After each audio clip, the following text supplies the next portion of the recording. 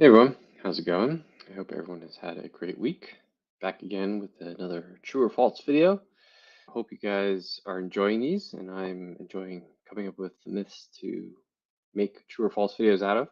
So this one is a popular one. I think a lot of people wonder about this, but it's true or false. The burning zone is key for fat loss.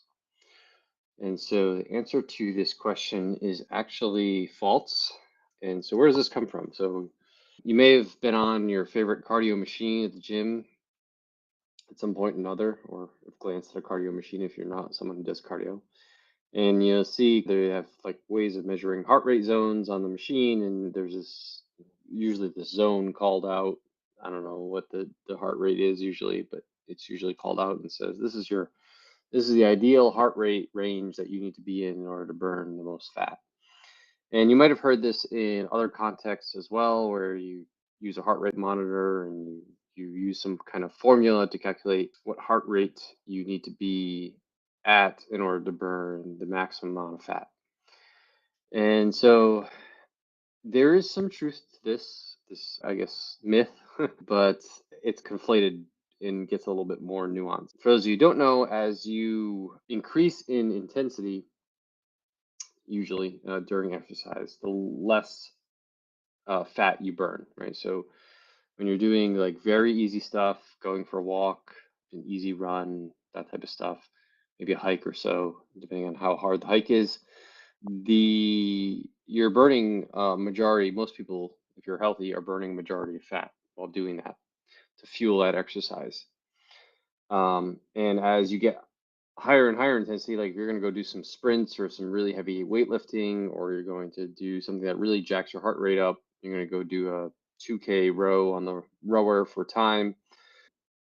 You're going to be burning mostly carbohydrates or what we call glycogen, which is stored carbohydrates in the body, as opposed to fat, right? So there is an ideal heart rate zone where you're burning the most fat possible. And then as you increase intensity, it's going to decrease. However, what you burn during for to fuel your muscles contracting is not going to necessarily equate to body fat loss.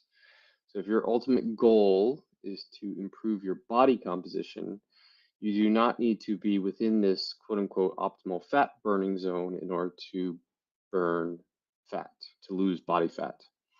So if you're most people are interested in the body fat part of things, and they're not necessarily interested in how much fat they are burning to fuel their exercise. If you're interested in body fat loss, you don't necessarily need to be in this fat burning zone. So that kind of begs the question of what then is the best exercise to burn body fat? Well, the first one I'm going to say is the first thing, a characteristic of an exercise, I would say is what exercise do you like to do? Because the most important thing to me is that you are exercising consistently and you develop a routine to exercise consistently because that is going to be the best for body fat loss. Um, and so we want enjoyment, which therefore leads to consistency, which is important. Also, the thing that really is going to dictate body fat loss is the amount of calories you burn and the amount of calories you eat. Most people are never going to have enough time or have enough physical capacity to out exercise a bad diet. Some people do, but most people do not. And also, the type, duration, intensity of exercise you do can have an impact on the types of foods you want to eat, right? Sometimes people want to eat a lot of very high calorie foods and they get cravings for them after certain types of exercise. Uh, what exercise allows you to maintain a sustainable caloric deficit over the long term? We don't want you to be overeating because if you're overeating, then that's not going to lead to fat loss. So we want to take into consideration the type of exercise that also allows you not to overeat. And then finally, the last important characteristic of this exercise routine that I want to call out for fat loss is um, that we need to include strength training in this exercise routine. The reason being is because we're not interested in losing muscle. We are interested in losing body fat. And if you put yourself in a caloric deficit and you don't strength train, you're going to lose muscle mass. And that's no good. That's no good for a body composition because you could literally lose the scale could go down, you could lose and you could weigh less, but you could have the same body composition, meaning your body could be composed the same amount of muscle and the same amount of fat because you lost an equal amount of body fat and muscle.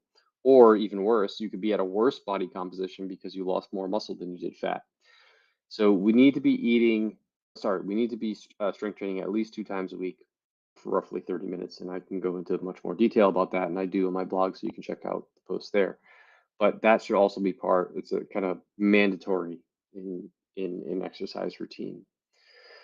So to summarize, no, you do not need to be in the fat burning zone in order to lose body fat. That is not a true statement. What you do need to do is to find an exercise routine that you enjoy. This will allow you to exercise continuously, which will be beneficial for fat loss.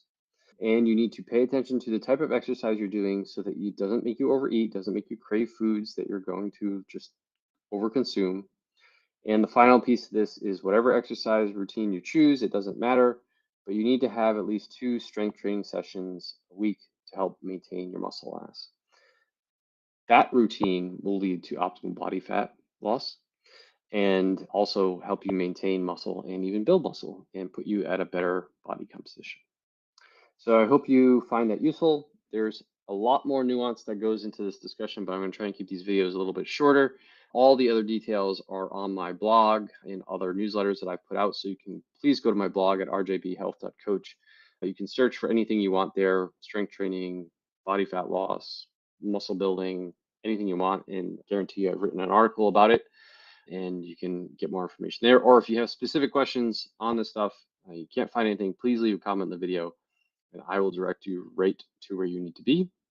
The best way to keep track of all the stuff that I put out is please join my newsletter. You can scan that QR code in the upper corner of the video here.